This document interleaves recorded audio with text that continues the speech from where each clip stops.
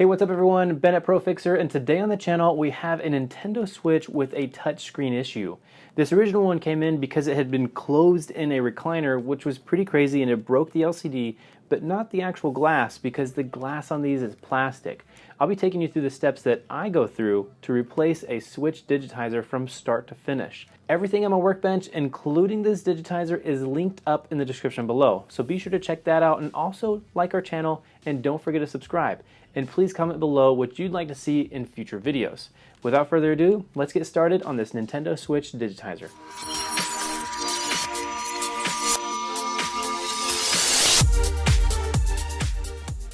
Here in front of me on the workbench, I have a Nintendo Switch with a bad digitizer.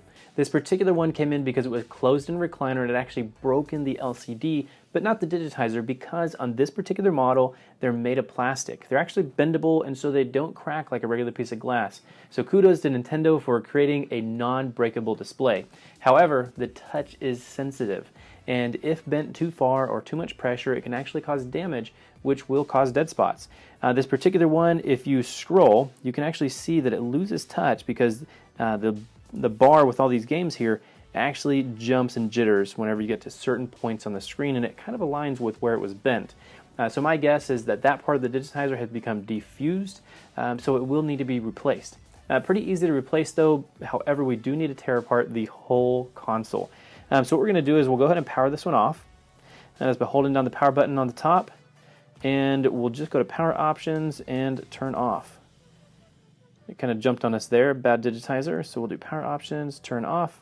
And while that's going on, we can take off our Joy-Cons, and then we'll want to remove the side screws. We should just be able to remove the center screw right here, and that should allow the back to come off. You don't have to actually take off all of the side screws, I don't believe, but we'll see here in just a second. Go ahead and take out the two down by the dock, and these are just regular Phillips. You will need a Y screwdriver as well, so make sure you pick up one of those. I do have this awesome kit from Injured Gadgets. I have that linked up in the description below, as well as some other kits from Amazon if you don't have an Injured Gadgets account. But if you're a repair shop, go and sign up with Injured Gadgets. They are an excellent source for all kinds of parts, all kinds of tools for all your repair stuff for your repair shop. So here on the back, we're going to go ahead and take out these tri-wings.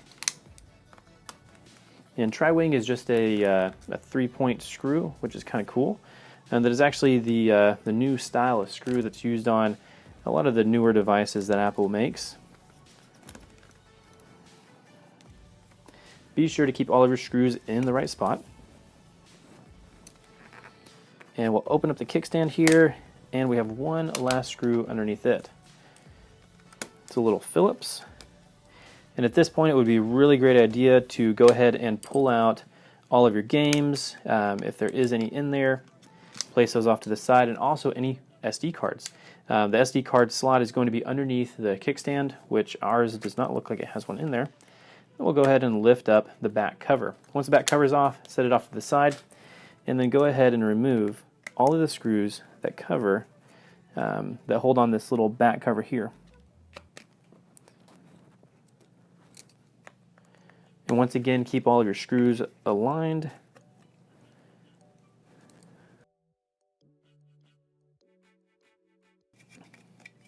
All right, so that last screw is out. Now go ahead and lift up on the SD card reader. You can just pick it up like that and then just lift it, and the FPC disconnects. We should be able to lift this up at this point. You can actually see that this one is pretty hammered. It's pretty bent, which is kind of funny. But that one looks all right. We'll set that off to the side. And now we do need to remove a couple other items. But let's see. Let's go ahead and disconnect the battery first. So we got that one disconnected. And now what we need to do is we need to remove the game reader. So go ahead and remove the two screws that are located by the headphone jack. And then remove that little plastic bracket. And then there's one other screw that is right here on top of the reader itself. A pretty cool thing to note that I mentioned in some other videos where we're working on Nintendos is all the contacts correlate with the color of the ZIF connector flip. So on this particular one, you can see that it is a black flip on it. and the contacts actually, whenever it's a black connector, the contacts face down.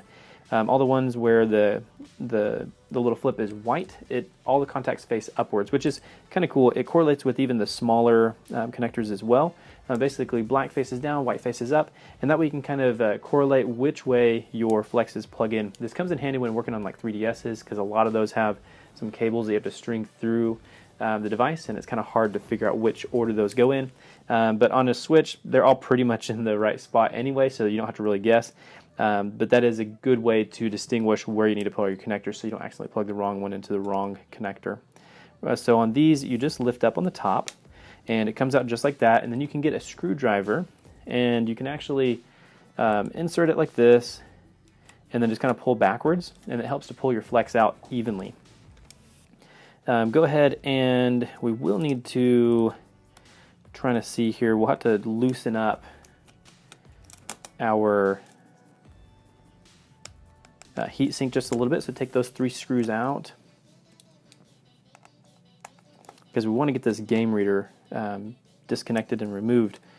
So we should be able to lift it up just like that, reach underneath there, and pull our game reader out.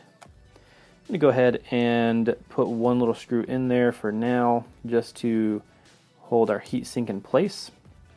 So now at this point we can see that there's a couple different connectors here.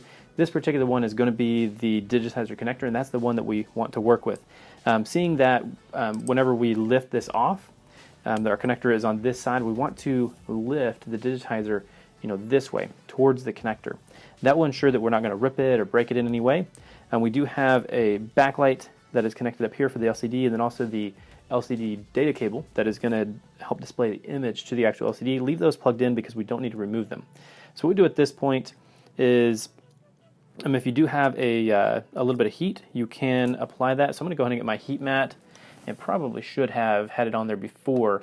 So if you are watching this for the first time and don't have your switch open all the way yet, go ahead and just place it on your heat mat to heat it up. So we're going to let this heat up for just a few moments, and then we'll be back, and I'll pull this Digitizer off. Basically, whenever you heat it up, it loosens up the adhesive, makes it a little more malleable than normal, which lets us pull the Digitizer off a little bit easier, so we don't have to put any pry marks, and just makes it a little bit safer and easier to remove. And then also, this does give you an opportunity while it's heating up to go ahead and organize your workbench if you need to, or check on some other things. So I'm going to go ahead and do that, and I'll be right back with you. All right, now there's been a few minutes that we've allowed this to heat up and to basically heat saturate the device. We're now able to remove the Digitizer. A note to make is that your heat mat should be adjusted to 60 degrees Celsius, so that's kind of the optimal temperature for that. What you can do is go ahead and flip your device over. Be careful that you're not going to damage anything. Just look for your cables and things like that, and that your battery connector does not get twisted up anyway, but you can lay it down flat. And the one tool that I do like to use a whole lot, and you'll probably see me using these in a lot of these videos, is these flat razors. They do help to reduce the actual the pressure that your tool makes whenever you are fitting it between like the glass and a bezel. As opposed to like using an iFixit tool, this is so much thicker, even though it does look just about the same thickness. But the fact that this one has a sharp edge on it, it allows it to fit down into the side of the device and lift up on it. So definitely makes it a bit more convenient. And let me look on the back side here. So our Digitizer is connected right over here. So we're going to work this way, and that way we can lift it up, and that should be sufficient. So go ahead and work around the edges. If you've let your device sit on the heat mat for a little bit, it may be a little bit easier to pull up. It may still be pretty difficult. One thing to note is on this particular one, we have done an LCD on it before. So this does make it a tiny bit easier to pull up. However, it still is stuck down pretty good. There we go.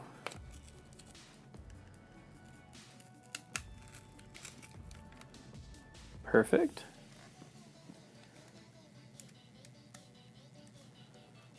And let's see. Looks like our LCD is stuck to the back of our Digitizer. No big deal. It's kind of uninspected because it did pull a little bit, but everything does look a little bit safe. I'm going to go and feed that down to that one side there. I'm going to use my iSesamo now, and we are going to separate that from the back of the Digitizer. So let's see, we should be able to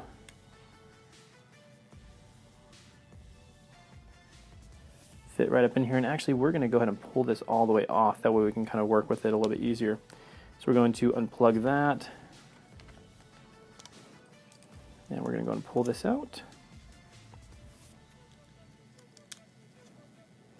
And then unplug the backlight there as well. So there we go. Easy enough. We're going to feed those through just like that. Now we're going to put the console off to the side real quick. That way we can disconnect our panel from each other.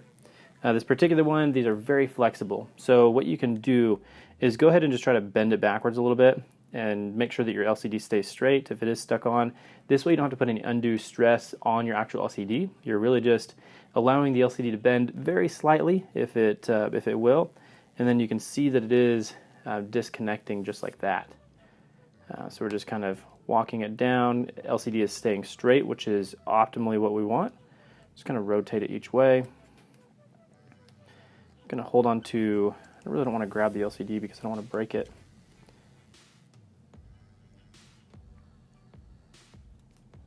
Here we go.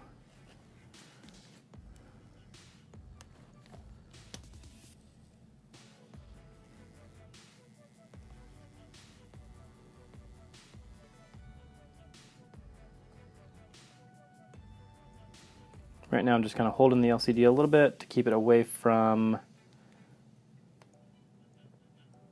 sticking back down. And there we go, just like that. We got our LCD off, luckily. So now something that you could do on this, which I would recommend, is we're going to place this off to the side. You can actually peel off that, that little foam sticker. It will be kind of hard to put back on. This kind of reminds me of like Motorola days back in the mid-2000s, because you did have to peel a lot of these off of those and apply those to the new display. So if you are careful with this, you can peel it off, and we're going to stick it to our new display. We did break ours there, but that's all right.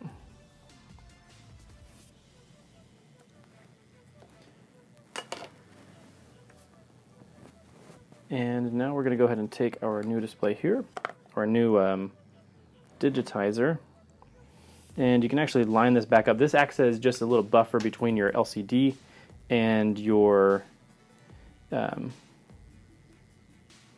digitizer. This particular digitizer did not come with any kind of protective backing on it, which kind of seemed a little odd. I didn't realize it at first, and I actually had put some fingerprints on it, so definitely be careful with yours.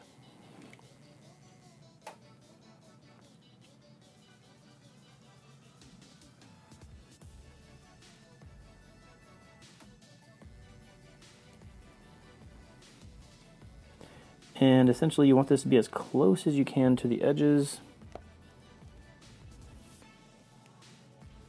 so that it actually fits.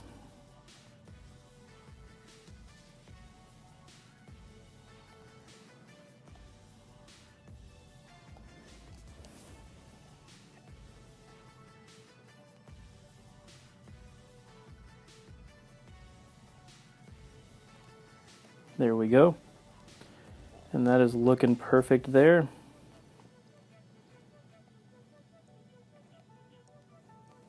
Awesome. So a little treacherous, kind of difficult to do, and you could probably actually leave it out and it would be okay.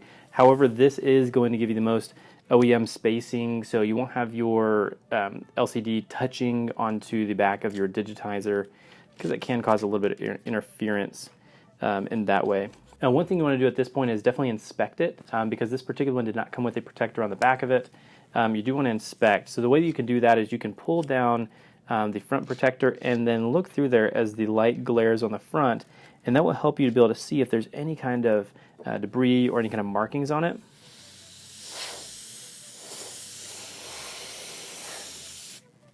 And then you can go ahead and blow it off if it's just soft. If you do have anything else on there, sometimes you can get a Q-tip and you can remove anything else that's on there, like any little blemishes. Sometimes if the blemish is incredibly small, sometimes it's better just to leave it because you may damage the inside of your digitizer by trying to scrub it off. Which this particular one, it looks really great. Doesn't look like any markings on it. So we are good there. So I'm going to set it off to the side real quick, and then now we're going to go ahead and put our LCD back in. So we don't necessarily need this anymore. We can go ahead and set that off to the side. Then now we're going to go ahead and get our console itself, and we are going to feed these back through. LCD is a little difficult to get in there. We're going to go ahead and bend it a little bit backwards. It's kind of pre-bent. This will allow it to slip up through the motherboard there. And then this other one here, we're going to feed this backlight right through. Okay. Then now we're going to go ahead and just lay this back in. Careful not to touch the inside of it. It is a matte finish LCD. And inspect on this side, make sure everything's coming through like it should. Be careful that your LCD isn't going to fall out. And then also, this is a matte finish LCD, so it is a little more difficult to get fingerprints on, but just avoid touching it if you can. One thing that we do need to do, because this one does not have any kind of adhesive going around the perimeter of the digitizer, is we do need to add a little bit of Tessa tape. You can get this Tessa tape and then cut it to length, which works really nice. So we're going to go ahead and put a little strip here.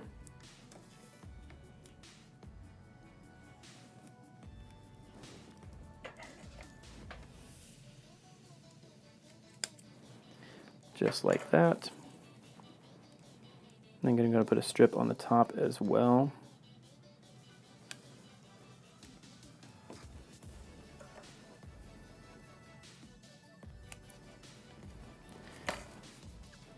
Then a strip on the bottom, and so around the side here. And then we do need to put a little bit on the other side too.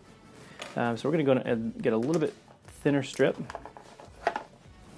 and we're going to place that just right here.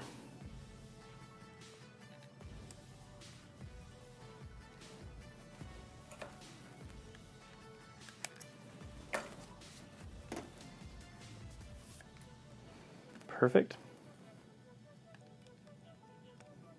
Awesome. So that looks sufficient right there. Be careful around the flex cable because you don't want to get that caught. And then go ahead and peel up your backing on your tape here. One thing you can do is, if you wanted to ensure that your digitizer is going to work, you could put everything together and you could actually put a little piece of Scotch tape on the outside to hold the screen on while you test it to make sure everything's all working. As long as it is, then you can permanently install it with your Tessa tape. So I do recommend that as far as the testing goes, but just for the purpose of this video, just so y'all can see everything on how it all goes back together, I'm just going to assemble mine as is, and this one should work, or at least we hope it will.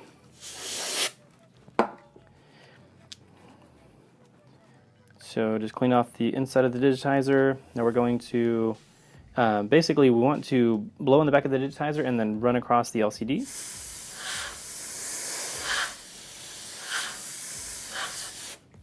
And then now we want to lower this in. Go ahead and match up your corners here. And then lay down the rest of it there. So that is all back in place. Go ahead and inspect it. Make sure you don't have any spots underneath your digitizer, which everything looks great. And then now we want to go ahead and connect everything back together. So go ahead and get your tweezers, and we're going to connect our backlight flex back into the device.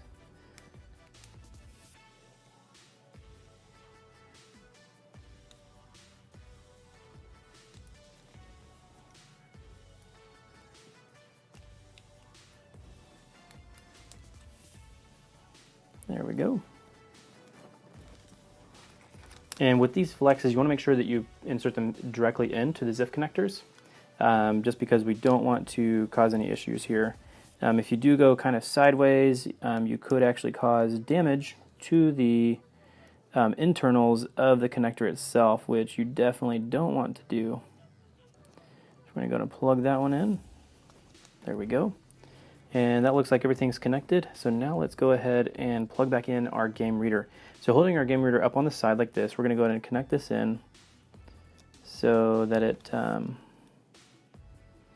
want to put any kind of undue stress on the actual reader flex itself, or on the actual digitizer flex. I'm going to fold down the little flap there. So now when your digitizer connector is plugged in, you can go ahead and kind of set it down gently and remove your other heatsink screw. There we go. Now we just want to lift up our heatsink just a little bit to fit our game reader underneath. And we'll actually remove our heatsink all the way. It's got that little sticker on there, makes it a little bit easier to go under. So you see here. There we go, just like that. Then plug in your game reader. Now lay back down your heatsink.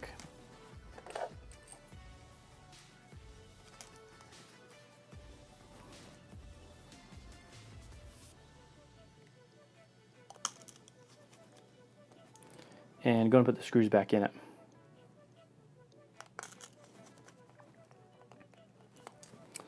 All right, now at this point you should be able to go ahead and put your screws back in your game reader, and then we're going to power it up and test the touch and make sure that it all works. So taking our two screws here, we're going to put this back on the game reader here.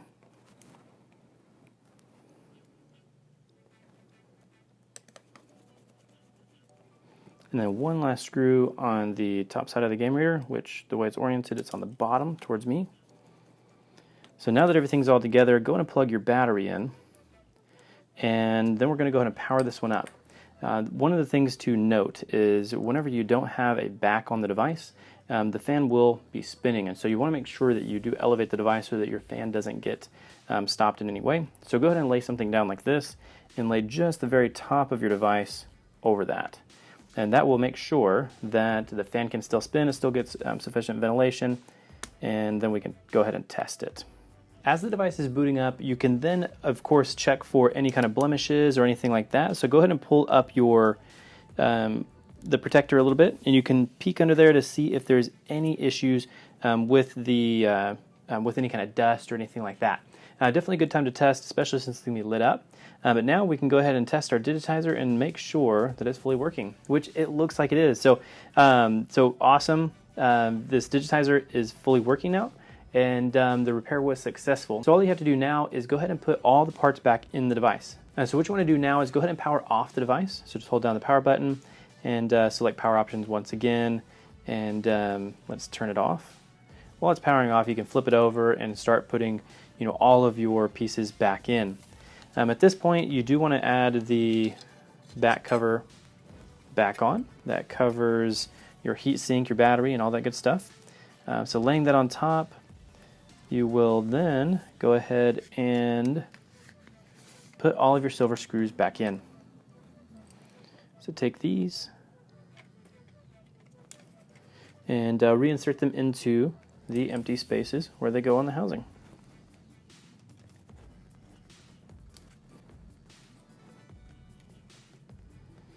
And then once you have all those in there, go to put your SD card reader back in, which you can flip it over. This one is kind of a little bit difficult because it does have the little weird foam on top of it, but generally if you just line it up and then just softly press, it'll connect it all back in there, and you'll be good.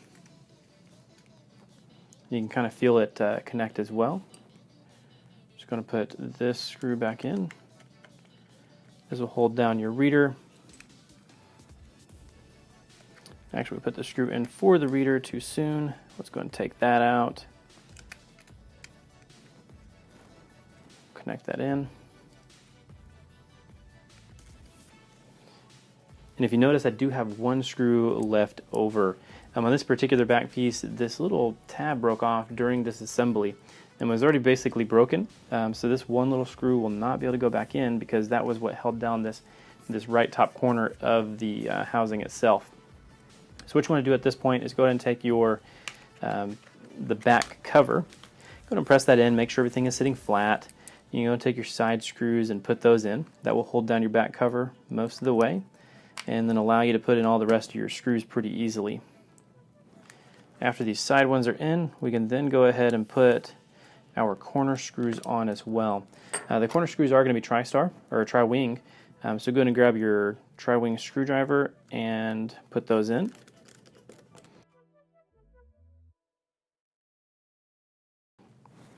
Alright, now that we have those 3 tri-wing in, or the 4 tri-wings, now we're going to go ahead and put in our 2 dock screws. These little ones just sit in the very bottom, and just be able to place them in there and screw them in.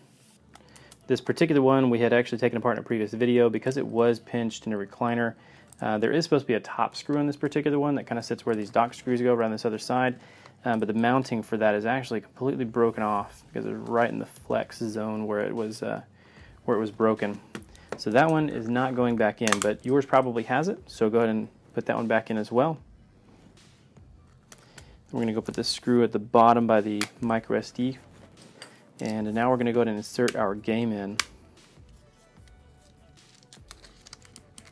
I'm going to put that on, and then let's go ahead and put our Joy-Cons back on the device as well. Power it up one last time and make sure everything is working. So as long as you followed all the steps and you've done all your testing and everything tests out fine, you have a successful Nintendo Switch Digitizer repair. I hope you found this video interesting, and I appreciate everyone that is still watching. Don't forget to hit the like button and subscribe to our channel, and please comment below what you'd like to see in future videos. If you want to see more Switch videos like these, let us know and we'll make some, or maybe more PS4 or other types of devices like iPhones or Samsungs, and we'll try to do those as well. But once again, my name is Ben Rosso at ProFixer, and I'll catch you on the next video. See y'all later.